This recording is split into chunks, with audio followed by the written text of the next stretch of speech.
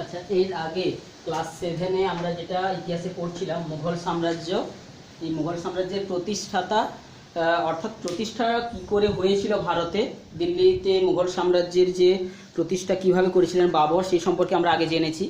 যে বাবর মধ্য এশিয়ার মঙ্গল বা তৈমুর গোষ্ঠীর যে অংশ, তার সে এসেছিল ভারতে।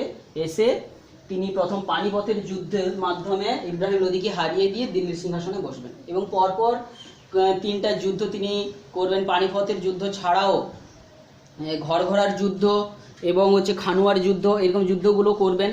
অর্থাৎ তৎকালীন ভারতে যে রাজপুতরা ছিল, রাজপুতদের সঙ্গে তাকে লড়াই করতে হচ্ছিল এবং সঙ্গে সঙ্গে যে আগে থেকে আফগান শাসন চলছিল, দিল্লিতে যে সুলতানি শাসন বিভিন্ন জায়গায় চলছিল, সেই আফগানদের সঙ্গেও তাকে লড়াই করতে হচ্ছিল।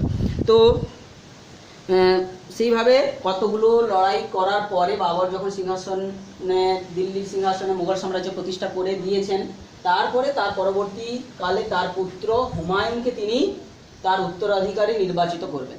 তো যদিও বাবর তিনি তৈমুর গোষ্ঠীর নেতা ছিলেন, তো তবুও কিন্তু তিনি তৈমুর নীতি তিনি পরিত্যাগ করলেন। তৈমুর নীতি অনুযায়ী কি না, কোনো রাজার যে সাম্রাজ্য থাকবে, সেই সাম্রাজ্যের তার মৃত্যুর পরে বিভিন্ন ভাগে ভাগ হয়ে সবাই তার অধিকার পাবে। কিন্তু এক্ষেত্রে বাবর কি করলেন, সেই নীতি পরিত্যাগ করে তিনি নিজের সন্তানকেই পুরো সাম্রাজ্যের দায়িত্ব দিলেন। অর্থাৎ হুমায়ুন হবে দিল্লির দ্বিতীয় যে শাসক, মুঘল সাম্রাজ্যের দ্বিতীয় শাসক।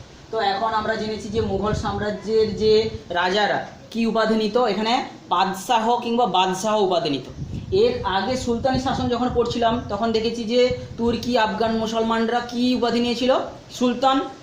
এবং সুলতান এক্ষেত্রে কিন্তু এরা পাদশাহ কিংবা বাদশাহ কথাটা উপাধি নেবেন। পাদশাহ বা পাদশাহ কথার অর্থ কি, পাদ বা পাদশাহ অর্থাৎ সমস্ত ক্ষমতার অধিকারী, সর্বাধিনায়ককে বোঝানোর জন্য কিন্তু, অর্থাৎ পাদ মানে হচ্ছে প্রভু আর শাহ মানে হচ্ছে শাসক, সমস্ত এদের শাসক, তাদেরকে বোঝানোর জন্য, অর্থাৎ সমস্ত শাসকদের শাসক, এটা বোঝানোর জন্য তারা উপাধি নিত। এবং পাদশাহ কথাটা উপাধি নেওয়ার পিছনে আরেকটা কারণ আমরা বলেছি, যে যাতে করে তারা মুসলমান খলিফাদের আর অধীনস্থ থাকতে চাইছে না। কারণ কি, আমরা তুর্কি শাসনে দেখেছি যত সমস্ত মুসলমান শাসক যেখানেই থাকুক না কেন, তাদের উপর ধর্মগুরু খলিফাদের কিন্তু একটা নিয়ন্ত্রণ থাকতো। তাদের বিভিন্ন সময় তাদের পারমিশন নিতে হতো বা অনুমোদন নিতে হতো। কিন্তু যেহেতু এরা নিজেদেরকে আলাদাভাবে বাদশাহ বা বাদশাহ উপাধি নিচ্ছিলেন, তো সেই দিক থেকে তারা বোঝাতে চাইছিল যে তারা স্বতন্ত্র, তাদের আর কারোর অনুমোদন প্রয়োজন নেই। তো সেইভাবে হুমায়ুন দিল্লির সিংহাসনে বসবেন।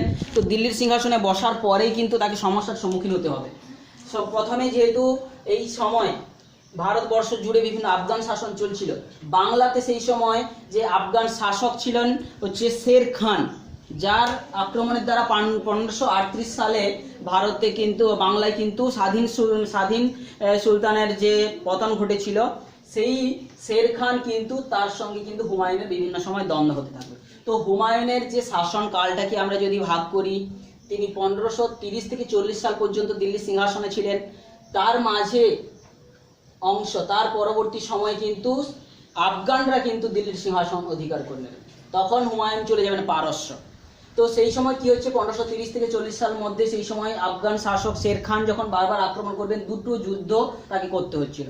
একটা হচ্ছে চৌসার যুদ্ধ 1534 সালে বিহারের কাছে এই যুদ্ধটা সংগঠিত হবে, আরেকটা হচ্ছে বিলগ্রামের যুদ্ধ 1540 সালে সংগঠিত হবে কনৌজের কাছে। তো দুটো যুদ্ধতেই কিন্তু তার পরাজয় ঘটবে এবং সেই দুটো যুদ্ধতে পরাজয়ের ফলেই তাকে কিন্তু পারস্যতে আশ্রয় নেওয়ার জন্য তিনি চলে যাবেন। পারস্যতে তাকে আশ্রয় দেবেন, আমরা জেনেছি শাহ তাহম্মম তাকে হুমায়ুনকে আশ্রয় দেবেন। তা সেই আশ্রয় দেবে, টুকরো কথার মধ্যেই তোদের রয়েছে এটা, সেই আশ্রয় দেবেন। এবং সেই সময় 1542 খ্রিস্টাব্দের দিকে আকবরের জন্ম হবে সেই পারস্যের, অর্থাৎ সেই বিদেশের মাটিতে কিন্তু আকবরের জন্ম হয়েছিল। এবং 1542 সালে আকবরের জন্ম হবে এবং অর্থাৎ দিল্লিতে কিন্তু শের খান তখন অধিকার করে নিয়েছে। শের খান কিন্তু শের শাহ উপাধি নিয়ে দিল্লির সিংহাসনে বসবেন। তিনি কত সাল থেকে কত সাল পর্যন্ত থাকবেন না, 1540 থেকে 1545 সাল পর্যন্ত তিনি দিল্লির সিংহাসনে বসবেন। সেই সময় তার শাসনকাল কিন্তু অত্যন্ত গুরুত্বপূর্ণ। শাসন যে প্রণালী বা বিভিন্নভাবে তিনি যেভাবে শাসন চালিয়েছিলেন, সেটা কিন্তু আমরা সুলতানি যুগের যে খলজি বংশের আলাউদ্দিন খলজির সঙ্গে তার শাসনকালটাকে তুলনা করতে পারি, কিংবা আমরা পরবর্তীকালে যে আকবর সম্পর্কে পড়বো, আকবরের সমতুল্য তিনি শাসন ব্যবস্থা কিন্তু তিনি চালু করেছিলেন। অর্থাৎ তিনি খুবই উঁচু মাপের একজন শাসক ছিলেন সমস্ত দিক দিয়ে। তার কতগুলো সংস্কার কাজ আমরা এখানে পড়তে যাব। তিনি বিভিন্ন কতগুলো সংস্কার করেছিলেন, রাজস্ব সংস্কার করেছিলেন। তিনি দিল্লির সিংহাসনে প্রথমে বসে জমি জরিপ করে প্রত্যেক যে মানে চাষিদের তিনি পাট্টা বিলি করেছিলেন। যে পাট্টা আজকে আমরা বলে থাকি পাট্টা পেয়েছি, জমির পাট্টা, সেই পাট্টা কিন্তু চালু করেছেন। সেই পাট্টাতে সেই কৃষকের নাম, তার জমির পরিমাণ, সমস্ত কিছু লেখা থাকতো, কত রাজস্ব তাকে দিতে হবে সেগুলো সব লেখা থাকতো। এবং বিনিময়ে কবুলিয়ত বলে একটা লিখিত পত্র রাজাকে দিতে হতো, তাকে বলা হতো কবুলিয়ত। এই চাষি যেন কবুল করে নিচ্ছেন যে তিনি এই রাজস্ব দেবেন। তো এইভাবে তিনি পাট্টা ও কবুলিয়ত ব্যবস্থা তিনি চালু করেছেন। অর্থাৎ দেশের যে সমস্ত জমিকে জরিপ করে রাজস্ব নির্ধারণ করেছেন। দ্বিতীয়ত হচ্ছে তিনি যোগাযোগ ব্যবস্থার উন্নতি ঘটিয়েছিলেন। অর্থাৎ রাস্তাঘাট তিনি বসেই, তার সিংহাসনে বসেই কিন্তু 3টা গুরুত্বপূর্ণ রাস্তা তিনি তৈরি করেছিলেন। যে রাস্তাটা আজকে আমরা জানি গ্র্যান্ড ট্র্যাঙ্ক রোড বা জিটি রোড, বাংলার সোনারগাঁ থেকে একেবারে শুরু করে পেশোয়ার পর্যন্ত। তিনি এই যে সোনারগাঁ থেকে শুরু করে উত্তর ভারতের পেশোয়ার পর্যন্ত একটা রাস্তা তৈরি করবেন, যেটাকে বলা হচ্ছে, যে রাস্তাটার নাম সড়ক ই আজম তখন ছিল, বর্তমানে যার নাম এখন হয়েছে গ্র্যান্ড ট্র্যাঙ্ক রোড। সেটা একটা রাস্তা তিনি তৈরি করেছিলেন। আর কি রাস্তা তিনি তৈরি করেছিলেন? আর হচ্ছে চিতোর পর্যন্ত, আগ্রা থেকে যোধপুর, আগ্রা দিল্লির কাছাকাছি আগ্রা থেকে যোধপুর পর্যন্ত, রাজস্থানের যে যোধপুর, সেই যোধপুর পর্যন্ত তিনি একটা রাস্তাও তিনি তৈরি করেছেন। আর একটা কি, লাহোর থেকে মুলতান, লাহোর থেকে মুলতান, যেগুলো বর্তমানে পাকিস্তানের অন্তর্গত রয়েছে, সেই সমস্ত গুরুত্বপূর্ণ রাস্তাঘাটগুলো তিনি তৈরি করেছিলেন। বুঝতে পেরেছিস? শুধু রাস্তাঘাট যোগাযোগ করেনি, সেই রাস্তার পাশে পথিক যারা চলাচল করবে তাদের থাকার জন্য কিন্তু সরাইখানাও তৈরি করেছিলেন। বুঝতে পেরেছিস? সরাইখানাও তৈরি করেছিলেন। এইভাবে তিনি কিন্তু যোগাযোগ ব্যবস্থায় প্রভূত উন্নতি ঘটিয়েছিলেন। তাছাড়া তিনি ডাকযোগ ব্যবস্থার প্রচলন করেছিলেন। বুঝতে পেরেছিস? ডাকযোগ, যেটা আজকালকার আমরা পোস্ট অফিস বলে থাকি, তার উদ্ভব কিন্তু ডাকযোগের ব্যবস্থা কিন্তু তিনি তার আরও সংস্কার সাধন করেছিলেন। যদিও আমরা জানি যে তুগলক বংশের শাসক মোহাম্মদ বিন তুগলকের সময় যোগাযোগ, ঘোড়ার যোগাযোগ বা হাঁটা পথে যোগাযোগ ডাকযোগ ছিল, এখানে তিনি তার সংস্কার সাধন করেছিলেন। এছাড়া তিনি যে সৈন্যবাহিনীতে সৈন্যদের উপর নিয়ন্ত্রণ রাখার জন্য 2টো প্রথা তিনি চালু করেছিলেন, একটা হচ্ছে ডাক, একটা হুলিয়া প্রথা। তো এইগুলো তার সংস্কার কাজের মধ্যে কিন্তু খুবই গুরুত্বপূর্ণ। তো শের শাহের মৃত্যুর পর 1545 খ্রিস্টাব্দে তার যে বংশধরেরা ইসলাম শাহ শাসক হবেন এবং পরবর্তীকালে এই শাসন অত্যন্ত নড়বড়ে হয়ে পড়বে। অর্থাৎ এই যে আফগান শাসনটা দিল্লির সিংহাসনে চলতে থাকবে 1540 থেকে প্রায় 1555 পর্যন্ত। বুঝতে পেরেছিস? 1555 পর্যন্ত। তাহলে 45 থেকে 55 পর্যন্ত এখানে ইসলাম শাহ এর যে বংশধরেরা বা এই পুত্র শাসনভার নেবেন। তার পরবর্তীকালে এই শাসন কিন্তু দুর্বল হয়ে পড়ে। যখন এইভাবে আফগান শাসন দিল্লিতে দুর্বল হয়ে পড়ছে, হুমায়ুন কিন্তু পারস্য থেকে পুনরায় আবার দিল্লি ফিরে আসবেন। তখন আকবরের বয়স, আকবর জন্ম হয়েছিল আমরা বলেছি 1542 খ্রিস্টাব্দে, অর্থাৎ যখন 1555 বছর বয়স, তার মাত্র বছর হচ্ছে 13 বছর বয়স। তখন তিনি বৈরাম খান নামক একজন যে অভিভাবকের আন্ডারে ছিলেন, অর্থাৎ তার লক্ষ্য নজর দায়িত্ব বা তাকে শিক্ষার দায়িত্বে ছিলেন বৈরাম খান। তার অভিভাবকত্বে আকবর থাকতো এবং তাকে সঙ্গে নিয়ে আবার দিল্লিতে ফিরবেন। দিল্লিতে ফিরেই দিল্লিতে তাদের পুনরুদ্ধার, মুঘল সাম্রাজ্যের আবার পুনরায় প্রতিষ্ঠা হবে। তো সেইখানে প্রতিষ্ঠা হওয়ার পরেই কিন্তু তিনি 1556 খ্রিস্টাব্দে তার মৃত্যু ঘটে যাবে। তো 1556তে মাত্র 13 বছর বয়স থেকে কিন্তু আকবর বসে যাবে দিল্লির সিংহাসনে। কিন্তু তখন তার বয়স কম থাকার জন্য সবাই তাকে সহযোগিতা করেছিল। কিন্তু এই সময় কি হচ্ছিল, তার সেই দুর্বল শাসক তাকে ভেবে নিয়ে, তার বয়স যেহেতু কম আছে ধরে নিয়েই কিন্তু তৎকালীন যে দিল্লিতে বা আশেপাশে অঞ্চলে যে আফগান শাসক বা অভিজাতরা ছিল, তারা কিন্তু বারবার লড়াই করার চেষ্টা চালাচ্ছিল। বোঝা গেছে? সেই যে লড়াই যাদের সঙ্গে তাদের করতে হচ্ছিল, আদিল শাহ, আফগান শাসক ছিলেন আদিল শাহ বলে, এবং তার মন্ত্রী ছিল একজন হিমু। তাহলে তাদের বিরুদ্ধে তাকে লড়তে হয়েছিল। কে না, আদিল শাহ বলে একজন আফগান শাসক, আদিল শাহ এবং তার মন্ত্রী যে হিমু ছিল, তারা কিন্তু বারবার সেই দিল্লিকে আক্রমণ করত। তো তাদের বিরুদ্ধে তারা লড়াই করে পরাজিত করেছিল আফগানদেরকে। তো আফগানদেরকে পরাজিত করার পরে আকবর হচ্ছে দিল্লিতে তাদের রাজ সাম্রাজ্যের স্থাপনটা সুনিশ্চিত করেছিল। এইভাবে পাশাপাশি সমস্ত তারপর একের পর এক ধীরে ধীরে তৎকালীন যে ভারতে যে যে বিভিন্ন যে শাসক গোষ্ঠী ছিল, বিশেষ করে ভারতের যদি ম্যাপটা একটু দেখে থাকি, ভারতের ম্যাপের এইদিকে এই জায়গায় যে রাজপুতদের বাসস্থান ছিল রাজপুত, এই রাজপুতদের সঙ্গে কিন্তু তাকে লড়াই করতে হয়েছিল। রাজপুতরা কিন্তু বীর যোদ্ধা হয়, তারা বেশ সাহসী হয় এবং তাদের সঙ্গে কিন্তু বিভিন্ন লড়াই তাকে লড়তে হয়েছিল। কাদের সঙ্গে লড়তে হয়েছিল? অর্থাৎ তিনি মধ্য ভারত আর উত্তর পশ্চিম ভারত এই বিভিন্ন জায়গায় আকবরকে দিল্লি থেকে লড়াই পরিচালনা করতে হয়েছিল। সেই রাজপুত রাজাদের মধ্যে কে কে ছিলেন? রাজপুত রাজাদের মধ্যে ছিল সংগ্রাম সিং। মেওয়াড় যে এই যে মেওয়াড় বলে একটা জায়গা রয়েছে রাজস্থানের, এই ওয়াড় কথাটার অর্থ হচ্ছে কি এলাকা বা স্থান। সেই মেওয়াড়ের সঙ্গে মুঘলদের লড়াই হতে থাকবে। রাজপুতদের যে 1568 খ্রিস্টাব্দে 1568 খ্রিস্টাব্দে এই যে চিতোর দুর্গতে আক্রমণ করবেন হচ্ছে মেওয়াড়ের রানা প্রতাপ সিংহের সঙ্গে লড়াই হবে, কিন্তু সেখানে রানা প্রতাপ সিংহের পরাজয় ঘটবে। তো যখন এই রানা প্রতাপ সিংহ কিন্তু তখন ছেড়ে চলে যাবে, চিতোর দুর্গতে থাকবে না। পরবর্তীকালে তিনি আবার লড়াইয়ের জন্য হলদিঘাটের যুদ্ধ ঘটানোর জন্য তিনি আসবেন। 1576 খ্রিস্টাব্দে আবার হলদিঘাটের যুদ্ধ হবে, বোঝা গেছে? হলদিঘাটের যুদ্ধ হতে থাকবে রানা প্রতাপ সিংহের সঙ্গে। এইভাবে আকবরের সঙ্গে সাম্রাজ্য বিস্তার যখন করতে থাকবে, তাকে রাজপুত শক্তির সঙ্গে তার সংঘাত হবে। রাজপুতদের যে রাজা থাকবে সংগ্রাম সিং কিংবা রানা প্রতাপ সিংহের সঙ্গে পরপর ক্রমান্বয়ে বিভিন্ন যুদ্ধগুলো হতে থাকবে। হলদিঘাটের যুদ্ধ কিংবা হচ্ছে চিতোর দুর্গ আক্রমণের যুদ্ধ, এইগুলো সব হতে থাকবে। এছাড়া তিনি বাংলাও আক্রমণ করবেন, বাংলার দিকেও তিনি আক্রমণ করবেন। এছাড়া বাংলা, গুজরাট, চিতোর এই সমস্ত সরাসরি তিনি এই রাজ্যগুলোর দিকে জয় করবেন।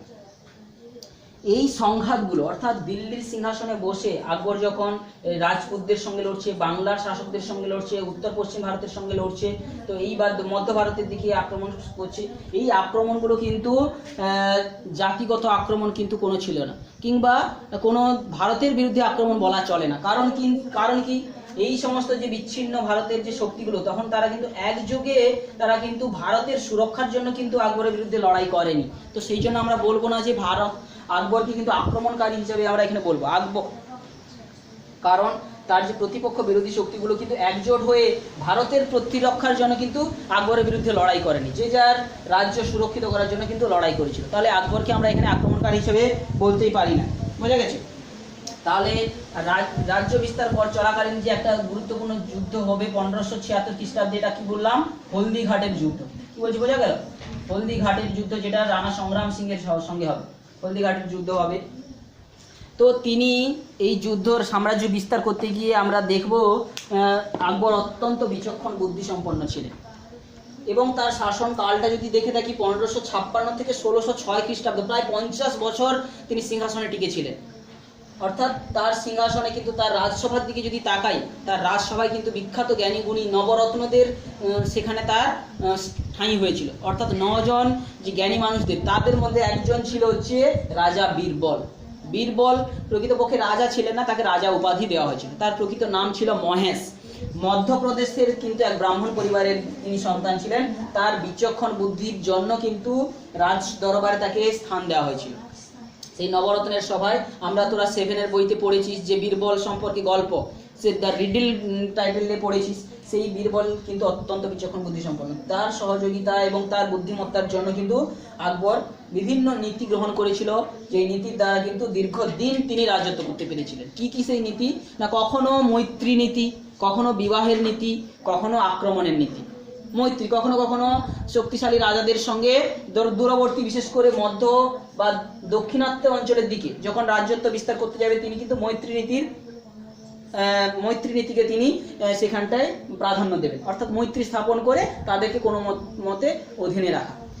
কখনো কখনো রাজপুত রাজাদের সঙ্গে লড়াই করার পর এখানে দিল্লিতে যারা শাসক করছিলেন আকবর, এরা মুসলমান সম্প্রদায় ছিল, রাজপুতরা ছিল কিন্তু জাতিতে হিন্দু মুসলমানের বিবাহ কিন্তু তখন থেকেই চলছে রাজাদের মধ্যে। কিন্তু বিশেষ করে যে যাতে করে একটা শক্তিশালী সাম্রাজ্য গড়ে ওঠে সেইটার ইচ্ছা নিয়েই কিন্তু এরকমভাবে তারা বিবাহ বন্ধনীতে তাদের রাজ পরিবারের লোকেদের সঙ্গে বা রাজকন্যাদের সঙ্গে কিন্তু এতে বিবাহ দেওয়া হতো। এইভাবে তিনি কখনো আক্রমণ নীতি, কখনো কখনো তিনি উত্তর পশ্চিম ভারতের দিকে আক্রমণও করেছেন। এভাবে আক্রমণ নীতি, মৈত্রী নীতি, বিবাহ নীতি, এইভাবে বিভিন্ন নীতি আক্রমণ নিয়ে কিন্তু তিনি কিন্তু তার সাম্রাজ্যতে চালিয়ে যাচ্ছিলেন। তো আকবরের শাসনকালে আমরা দুজন এরকম ঐতিহাসিকদের বর্ণনা পাবো, যাদের কাছ থেকে এই সমস্ত তথ্যগুলো পাবো। সেই দুজন ঐতিহাসিকের নাম আমরা তোদের বইতেই পাবি তোরা। দুজন ঐতিহাসিক, একজন নাম হচ্ছে আবুল ফজল আর একজন হচ্ছে আব্দুল কাদির বাদাউনি। এখন দুজন কিন্তু আবুল ফজল কিছুটা আকবরকে সমর্থন করতো এবং আকবরের গুণগান গাইতো, সেই জন্য তাকে কিন্তু প্রাধান্য দিয়েছিল আকবর। সেই জন্য আবুল ফজলের যে আকবর নামা গ্রন্থটা আমরা পাই, সেখানে আকবর সম্পর্কে যেন অনেক কিছু বেশি ভালো ভালো জিনিস লেখা রয়েছে। তো তার আরও একজন ঐতিহাসিক, আমাদের নাম আব্দুল কাদির বাদাউনির নাম পড়বো। তিনি কিন্তু আকবর সম্পর্কে তার তথ্যগুলো যদি দেখি, দুটো মধ্যে একটু মিল নেই, অর্থাৎ তিনি কিন্তু আকবরকে তার বিরুদ্ধে অনেক কিছু বলেছেন। সেই জন্য আকবর কিন্তু তাকে অনেকটা প্রাধান্য দেননি। আব্দুল কাদির বাদাউনি তিনি জন্মেছিলেন 1540 থেকে 1615 পর্যন্ত। অর্থাৎ দুজন ঐতিহাসিকের সম্পর্কে জানবো, একজন হচ্ছে আবুল ফজল আর হচ্ছে একজন বাদাউনি, আব্দুল কাদির বাদাউনি। অর্থাৎ এই দুজনের যদি সময়কালটা দেখি, আবুল ফজল 1551 থেকে 1602 খ্রিস্টাব্দ পর্যন্ত তিনি ছিলেন, আর বাদাউনি ছিলেন হচ্ছে 1540 থেকে 1615 সাল পর্যন্ত। তো এদের লেখা বইগুলোর নামও তোরা খেয়াল রাখিস, এগুলো হচ্ছে ইম্পর্টেন্ট জিনিস। তো আকবরের শাসনকালটা আমরা এই সমস্ত ঐতিহাসিকদের কাছ থেকে আমরা জানি। তো আকবর যে শাসন করেছিলেন, আকবর শাসক হিসাবে কিন্তু দক্ষ শাসক ছিলেন। তিনি সাম্রাজ্যের পরবর্তী অধ্যায়গুলোতে আমরা পড়ব কিভাবে শাসন প্রণালী চালানোর জন্য তিনি এই যে মনসবদার প্রথা তিনি চালু করেছিলেন, বা জায়গিরদার এবং মনসবদার দুটো প্রথা খুবই গুরুত্বপূর্ণ প্রথা। অর্থাৎ সাম্রাজ্যকে সুশাসন করার জন্য মনসব একটা হচ্ছে কিন্তু একটা পদ, বুঝতে পেরেছি? আমরা যেমন এখনকার দিনে বলি বিডিও, এসডিও, বিভিন্ন যে প্রশাসনিক পদ, সেই রকম সময় কিন্তু মনসবদার কথাটা চালু ছিল। এই মনসবদারদের যে অর্থ দেওয়ার জন্য, তাদের যে স্যালারি যাকে বলি, অর্থাৎ তাদের কাজের বিনিময়ে পয়সা দেওয়া হতো দুভাবে, একটা সরাসরি অর্থ দিয়ে, আর একটা হচ্ছে তাদেরকে কিছু জায়গা দেওয়া হতো। সেই তাকে বলা হচ্ছে জায়গির দেওয়া হতো, জায়গিরদার কথা। অর্থাৎ একটা নির্দিষ্ট জায়গা দিয়ে সেই জায়গা থেকে যা খাজনা আদায় হবে, সেই খাজনাটা নিয়ে তারা হচ্ছে নিজেদের কাজ কারবার করবে, প্লাস কিছু তাদের বাড়তি কাজ করতে হতো। তো এইভাবে কিন্তু আকবর তার শাসন ব্যবস্থাটা চালিয়ে যাচ্ছিল। এরপরে আমরা আকবরের মৃত্যুর পর 1606 খ্রিস্টাব্দে আমরা পাবো তার যে পুত্র জাহাঙ্গীরকে। যে আমরা এই যে নামগুলো পরপর একসঙ্গে লিখেছি, যদি আমরা খেয়াল করি, বাবার হইল আবার জ্বর, সারিল ঔষধে। তো আমরা এটা আগে থেকে জানি যে সবগুলো শাসকের নাম আমরা এইভাবে মনে রাখতে পারি, সবগুলো যে শাসক পরপর এসেছিল। তো আকবরের মৃত্যুর পর জাহাঙ্গীর এসেছিল 1605 থেকে 1627 খ্রিস্টাব্দ পর্যন্ত রাজত্ব করে গেছে। তো এর সময় কিন্তু কতগুলো গুরুত্বপূর্ণ ঘটনা ঘটেছিল, আমরা সংক্ষেপে বলে নিচ্ছি। তাকে দিল্লিতে যখন শাসন করছিল, বাংলার কয়েকজন জমিদার কিংবা আফগান শাসকদের সঙ্গে বারবার তাকে লড়াই করতে হচ্ছিল। তাদেরকে তিনি 12 ভূঁইয়া নাম দিয়েছিলেন। এখন অর্থাৎ তাদেরকে তিনি বারবার আক্রমণ করে ব্যতিব্যস্ত করে তুলেছিলেন, বোঝা গেছে? এই যে ব্যতিব্যস্ত করে তোলার জন্য তাদেরকে 12 ভূঁইয়া নাম দেওয়া হয়েছে, বোঝা গেছে? বাংলার কয়েকজন স্থানীয় যে জমিদার কিংবা হিন্দু জমিদার, এরা কিন্তু আক্রমণ করতো, তাদেরকে 12 ভূঁইয়া নাম দেওয়া হয়েছিল, বোঝা গেছে? এছাড়াও জাহাঙ্গীর কিন্তু মেওয়াড় আক্রমণ করবে, মেওয়াড় অধিকার করবেন। এছাড়া তার সঙ্গে শিখদের একটা গুরুত্বপূর্ণ দ্বন্দ্ব হবে, শিখদের সঙ্গে লড়াই হবে। শিখদের সঙ্গে কিন্তু জাহাঙ্গীরের সম্পর্ক খুব একটা ভালো থাকবে না। শিখদের সঙ্গে সম্পর্ক ভালো না থাকার জন্য কিন্তু তাকে পরবর্তীকালে তার শাসন ব্যবস্থার কিন্তু একটা ভাঙন দেখা দেবে। তো তার সময় কিন্তু এছাড়া আমরা দেখতে পাবো যে দাক্ষিণাত্যেও কিন্তু তিনি আবার সাম্রাজ্য বিস্তার করা শুরু করবেন, দাক্ষিণাত্যের দিকে তিনি পা বাড়াবেন। দাক্ষিণাত্যের দিকে পা বাড়ানো তার ইচ্ছা, উদ্দেশ্য, কারণ কি? এই নতুন নতুন মনসবদার তিনি পাবেন, অর্থাৎ নতুন ধরনের জমির মালিক হবেন। অর্থাৎ দক্ষিণাত্যের মৃত্তিকার যে প্রকৃতি বা সেখান থেকে প্রাপ্ত যে ফসল বা অর্থ আরও বেশি করে সাম্রাজ্যের প্রগতির কাজে লাগবে, সেই জন্য তিনি দাক্ষিণাত্যের দিকে কিন্তু অগ্রসর হয়েছিলেন, বোঝা গেছে? তাহলে জাহাঙ্গীরও বেশিরভাগ তিনি কিন্তু আকবরের নীতিটাকেই মেনে চলছিলেন, আকবর, এবং সেইভাবে তিনি কিন্তু সেই মৈত্রী নীতি, বিবাহ নীতি এবং কখনো আক্রমণ নীতিও নিয়েছিলেন এবং তিনি এইভাবে দাক্ষিণাত্য তিনিও আক্রমণ করেছিলেন দাক্ষিণাত্যে, যাতে করে নতুন নতুন মনসবদার তার সাম্রাজ্যের অন্তর্ভুক্ত হতে পারে। তো এই সময় কিন্তু তার দরবারে এমনি কতগুলো দ্বন্দ্ব হতে থাকবে নিজেদের মধ্যে, পারিবারিক দ্বন্দ্ব, যেমন কি নূরজাহান কিংবা তার যে খুরমের সঙ্গে বিভিন্ন দ্বন্দ্ব হতে থাকবে। তো এইগুলো আমরা পারিবারিক বিভিন্ন অভিজাত দ্বন্দ্বের মধ্যে আমরা পড়ব। এইগুলো হচ্ছে জাহাঙ্গীরের সময়ের বিভিন্ন কতগুলো গুরুত্বপূর্ণ ঘটনা। এরপরে জাহাঙ্গীরের মৃত্যুর পর তার পুত্র শাহজাহান দিল্লির সিংহাসনে বসবেন। শাহজাহান, যার সম্পর্কে আমরা ক্লাস 5-এও পড়ছি, যে এই তাজমহল তৈরি করেছিল মমতাজ তার যে স্ত্রীর স্মৃতির উদ্দেশ্যে, সেই তাজমহল, তিনি কিন্তু কতগুলো বিদ্রোহকে তাকে দমন করতে হয়েছিল। বিভিন্ন বিদ্রোহ হবে তার সময় এবং বিভিন্ন যে তাকে দমনও করতে হবে। তো আমরা অগ্রগতির দিক থেকে অর্থাৎ সাম্রাজ্যের বিস্তারের দিক থেকে কিন্তু শাহজাহানের সময় সেরকম কিছু গুরুত্বপূর্ণ ঘটনা ঘটবে না, তাকে শুধু কতগুলো বিদ্রোহ দমন করতে হবে। তবে কিন্তু আমরা পরবর্তী চ্যাপ্টারগুলোতে যখনই পড়বো দেখবো যে এই সময় কিন্তু স্থাপত্য ভাস্কর্য কিংবা আরও যে অনেক কিছু যে অর্থাৎ বিকাশ ঘটবে, শিল্প স্থাপত্য ভাস্কর্যের কিন্তু অভূতপূর্ব বিকাশ এই সময় কিন্তু ঘটতে আমরা দেখব। তো কিছু কিছু জায়গার উপর তিনি কিন্তু আবার নিয়ন্ত্রণও হারিয়ে ফেলেছিলেন, বিশেষ করে এই যে কান্দাহার, উত্তর পশ্চিম ভারতের দিকে অংশের কান্দাহারের দিকের উপর কিন্তু তিনি নিয়ন্ত্রণ হারিয়ে ফেলেছিলেন। যে কতগুলো বিদ্রোহের কথা বলছি, সেই বিদ্রোহগুলো কোনগুলো না, দাক্ষিণাত্যের বিদ্রোহ হয়েছিল। বিদ্রোহী হয়ে পড়েছিল খান জাহান লোদি বলে একজন, তিনি বিদ্রোহী হয়ে পড়েছিলেন, তাকে তার বিদ্রোহ দমন করতে হয়েছিল।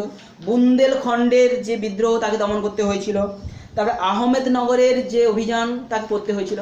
এই যে দক্ষিণ ভারতটা আমরা বলতে যাচ্ছি, এর আগের চ্যাপ্টারে সুলতানি শাসন যখন পড়ছিলাম সেখানে আমরা বিজয়নগর আর বাহমনি সাম্রাজ্য পড়েছিলাম। সেই বাহমনি সাম্রাজ্যটা আমরা তো জেনেছিলাম যে কতগুলো ভাগে, 5টা ভাগে ভাগ হয়ে গেছিল। আহমেদনগর, বিজাপুর, গোলকুন্ডা, তারপরে হচ্ছে বিদর, বেরার, এই সমস্ত ভাগে ভাগ হয়ে গেছিল খানদেশ। তো তাদের মধ্যে যে তাকে কিন্তু সে বিভিন্ন আহমেদনগর তাকে আক্রমণ করতে হয়েছিল। তারপরে কিন্তু তিনি আবার উত্তর পশ্চিম দিকে মধ্য এশিয়ার দিকে তাকে কিন্তু লড়াই করতে একবার যেতে হয়েছিল। সেখানে তিনি বালাকদের সঙ্গে কিন্তু লড়াই করতে হবে, কারণ কি সেখানে একজন তাকে সাহায্য চেয়ে পাঠিয়েছিল, একজন উজবেক তার ছিল, যে উজবেক তার যে পুত্র তার বিরুদ্ধে যুদ্ধ যেই ঘোষণা করে দিয়েছিল, সেই উজবেক যে একজন আমরা জেনেছি যে মধ্য এশিয়ার যে মুসলমান গোষ্ঠীর যে একটা শাখা ছিল উজবেক শাখা, তাদের একজনের মধ্যে তাকে সাহায্য করার জন্য নজর আহমদ তাকে সাহায্য করার জন্য তাকে যেতে হয়েছিল, অর্থাৎ বলক আক্রমণ করতে হয়েছিল। কিন্তু এটা তার পক্ষে মানে ভালো কিছু ঘটেনি, তার ফলে কিন্তু তার অনেক ক্ষতি হয়েছিল, আর্থিক ক্ষতি। তো এইভাবে তার শেষ জীবনও কিন্তু খুব একটা সুখের কাটেনি। তার বিভিন্ন যে সন্তানদের মধ্যে কিন্তু অন্তর্দ্বন্দ্ব হতে থাকবে, বোঝা গেছে। তার বিভিন্ন যে সন্তান, যে দারা শিকো কিংবা অন্যান্য ভাই কিংবা ঔরঙ্গজেবের মধ্যে শেষ জীবন লড়াই হতে থাকবে। তো তাকে কিন্তু শেষ জীবন খুব কষ্টের কাটবে, কিংবা ঔরঙ্গজেব তাকে বন্দি করেও নিয়েছিল। তো এইভাবে শাহজাহানের মৃত্যু ঘটবে 1558 খ্রিস্টাব্দে। শাহজাহানের মৃত্যুর পরেই দিল্লির সিংহাসনে এখন বসবেন ঔরঙ্গজেব। তো এই ঔরঙ্গজেব যখন সিংহাসনে বসবেন, তিনি কিন্তু তার যে ভাইকে সমুগড়ের যুদ্ধে হারিয়ে, সমুগড়ের যুদ্ধ একটা ঘটবে, সামুগড়ের যুদ্ধ, তার দারা শিকোকে হারিয়ে দিয়েই কিন্তু সিংহাসনে তাকে বসতেছে, অর্থাৎ নিজের ভাতৃর হত্যার রক্ত ঝরিয়ে তাকে কিন্তু সিংহাসনে বসতে হয়েছিল। সেই জন্য এছাড়া তিনি প্রথমে সিংহাসনে বসে কিন্তু সাম্রাজ্য বিস্তারের দিকে মন দেবেন। দাক্ষিণাত্যর দিকে আক্রমণ করবেন, উত্তর পশ্চিম ভারতের দিকে, উত্তর পূর্ব ভারত আসামের দিকে কিন্তু তিনি আক্রমণ করবেন। এবার দাক্ষিণাত্যের দিকে আক্রমণ, উত্তর পূর্ব দিকে আক্রমণ, বিভিন্ন দিকে আক্রমণ করবে। এছাড়া উত্তর পশ্চিম সমস্ত দিকে তিনি আক্রমণ করে সাম্রাজ্য বিস্তার করবেন। বিশেষ করে দাক্ষিণাত্য ক্ষত বলে যে জিনিসটা আমরা জানবো, দাক্ষিণাত্য আক্রমণ করতে গিয়ে বিজাপুর, গোলকুন্ডা, এই যে দুটো যে ক্ষুদ্র ক্ষুদ্র রাজ্যকে দখল করতে গিয়ে তার কিন্তু প্রচুর অর্থ সম্পদ ধ্বংস হয়েছিল। সেই ক্ষত কিন্তু বা নিরাময় করতে তিনি পরবর্তীকালে পারেননি, এবং এই দাক্ষিণাত্যের থেকেই কিন্তু 1707 খ্রিস্টাব্দে তার মৃত্যু হয়ে যাবে। তো তিনি উত্তর পূর্ব ভারতের দিকে যখন আক্রমণ করবেন, তিনি আসাম অধিকার করবেন। এছাড়া বাংলাদেশের চট্টগ্রাম বন্দর টন্দরগুলোও তিনি কিন্তু দখল করে নিয়ে আসবেন। তো উত্তর পূর্ব ভারতের আসামের অহোম শাসকদের কিন্তু তিনি তাদের আয়ত্তে আনবেন। এছাড়া তিনি পশ্চিম ভারতের দিকেও আক্রমণ করবেন। এইভাবে তিনি তার যে সাম্রাজ্য বিস্তার প্রায় দক্ষিণ থেকে পুরো সমগ্র ভারত জুড়ে তার হয়ে যাবে তার সাম্রাজ্য। কিন্তু দীর্ঘ 25-26 বছর ধরে লড়াই করার পরে তিনি কিন্তু আর বেশি দিন সেইটাতে স্থায়ী করে রাখতে পারলেনি। তার মৃত্যু ঘটে যাবে 1707 সালে এবং তার মৃত্যুর পরে কিন্তু ধীরে ধীরে বিভিন্ন প্রকার যে বিদ্রোহগুলো কিন্তু সংগঠিত ধীরে ধীরে হতে দেখা যাবে। বিশেষ করে মথুরার জাটরা বিদ্রোহ করবে, জাট কৃষক বিদ্রোহ শুরু হয়ে যাবে, হরিয়ানার বিদ্রোহ শুরু হয়ে যাবে, হরিয়ানার যে সতনামী কৃষকরাও বিদ্রোহ শুরু করে দেবে। তিনি কারণ কি, তিনি ভিন্ন ভিন্ন রাজস্ব বৃদ্ধির জন্য কর চালু করবেন। তিনি অমুসলমানদের উপর আবার জিজিয়া করও প্রবর্তন করে দেবেন। যে জিজিয়া কর কিন্তু তুলে দেওয়া হয়েছিল, আকবর তুলে দিয়েছিলেন সুশাসনের সুবিধার্থে, তিনি কিন্তু আবার তাকে প্রবর্তন করলেন। সেই জন্য কিন্তু দিনের পর দিন সমস্ত বিরোধী পক্ষ বাড়তে থাকে। এইভাবে কিন্তু দিল্লির সিংহাসনে ঔরঙ্গজেব বেশি দিন টিকতে পারবে না। এছাড়া মারাঠাদের সঙ্গে লড়াই হতে থাকবে। মারাঠা অর্থাৎ শিবাজির যে অঞ্চল, শিবাজির কথা তোরা শুনেছিস, সেই মারাঠাদের সঙ্গে রাজপুত, দাক্ষিণাত্য বিভিন্ন জায়গায়, সব জায়গা থেকে ধীরে ধীরে বিদ্রোহ হতে দেখা যাবে। তো রাঠোর যুদ্ধ হবে 1669 খ্রিস্টাব্দে, রাঠোর যুদ্ধও হবে। তো এই যুদ্ধগুলোর জন্য ধীরে ধীরে কিন্তু তিনি দুর্বল হয়ে যাবেন এবং দিল্লিতে যে মুঘল সাম্রাজ্য সুপ্রতিষ্ঠিত হওয়ার পরই কিন্তু ভাঙন শুরু হয়ে গেল। এরপর থেকে 1857 সাল পর্যন্ত দিল্লিতে মুঘল সাম্রাজ্য কোনো রকমে টিকে ছিল। তো সেই সময়গুলোতে পরবর্তী চ্যাপ্টারগুলোতে আমরা তাদের শাসকদের নামগুলো যখন আমরা বলবো পরবর্তীকালে কোন কোন শাসকরা এসেছিল। তো আমাদের ক্লাস 7-এর সিলেবাসে কিন্তু ঔরঙ্গজেব পর্যন্ত একটু ডিটেলসে আলোচনা রয়েছে এবং এর পরবর্তী ক্লাসে আমরা কি আলোচনাটা করব না, এই সমস্ত দিল্লির যে শাসকরা অর্থাৎ বাদশাহরা, মুঘল সাম্রাজ্যের শাসকেরা অর্থাৎ আকবর থেকে শুরু করে ঔরঙ্গজেব পর্যন্ত, এরা দুটো যে নীতি নিয়েছিল, যুদ্ধ নীতি নিয়েছিল, এই বিশেষ করে দুটো শক্তির বিরুদ্ধে, একটা হচ্ছে দাক্ষিণাত্য আর একটা রাজপুত। এই দুটো হচ্ছে প্রধান শক্তি ছিল তৎকালীন ভারতবর্ষের। এদের সঙ্গে তারা কিভাবে লড়াইয়ের পদ্ধতি কৌশল নিয়েছিল সেইটা আমরা তুলনামূলক আলোচনাটা এর পরবর্তী চ্যাপ্টারটাতে পড়ব। বোঝা গেছে?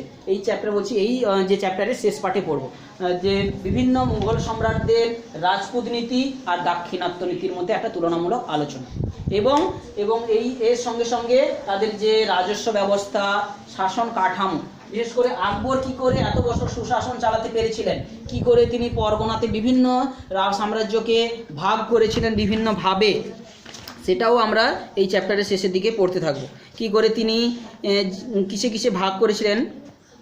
তিনি ভাগ করেছিলেন সাম্রাজ্যটাকে কয়েকটা সুবাতে ভাগ করেছিলেন। সুবা থেকে সরকার, সরকার থেকে পরগনা, এইরকমভাবে কতগুলো প্রদেশে তিনি ভাগ করে শাসন করছিলেন, সেটা আমরা পরের ক্লাসে আলোচনা করব। অর্থাৎ কিভাবে মুঘল সাম্রাজ্যটা বিস্তারিতভাবে এইখানে টিকেছিল। তো এর পরের ক্লাসে সেটা আমরা আলোচনা করব।